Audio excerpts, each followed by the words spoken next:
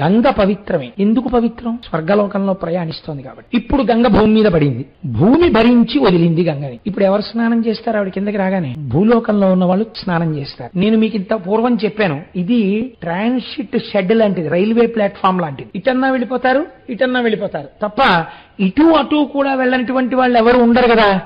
ఎవరో వెనకటికి వెర్రివాడు రైల్వే స్టేషన్కి వెళ్ళి ఇటు నుంచి అటు పోయే రైలు ఏమైనా ఉందా అండి? ఒక గంటలో ఉన్నాయి. ఏం లేదు, ఒక గంట వరకు. పోనీ అట్నుంచి ఇటు పోయే రైలు ఉందా? ఒక గంటలో ఉన్నాయి. ఇటు లేదు, అటు లేదు. అదేమిటి ఎటెడతావు నువ్వు అన్నాడు. ఎటు వెళ్ళని పట్టాలు దాడుతాను అన్నాడు.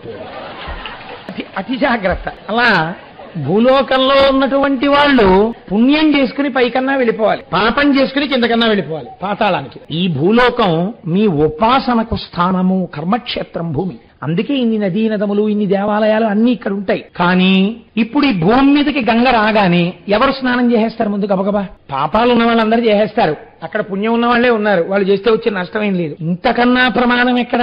పాతాళం. ఇక్కడ బాగా పాపం చేసిన వాళ్ళే ఆ కింద ఉన్నారు, వాళ్ళు స్నానం చేసేస్తారు. ఇప్పుడు ఇన్ని స్నానాలు అయ్యాక ఈ గంగ అక్కడికి వెళ్తుంది కదండి. నేను అన్నానని అనుకోకండి, అసలు గంగ శక్తి ఎక్కడి నుంచి వచ్చిందో గంగావతరణంలో మీరు విందురు గాని. ఇప్పుడు గంగ అక్కడ దాకా వెళ్ళిన తర్వాత ఇంత ఉద్ధతితో ఉన్న వాళ్ళని ఉద్ధరించగలిగినంత శక్తి నాలోంచి కూడా జారిపోయిందని అనుకోండి. ఏమిటి భగీరథుడు చేయవలసిందే? ఇది చతుర్ముఖ బ్రహ్మగారి ఆలోచన. ఇది గోకర్ణ క్షేత్ర మహాత్యం.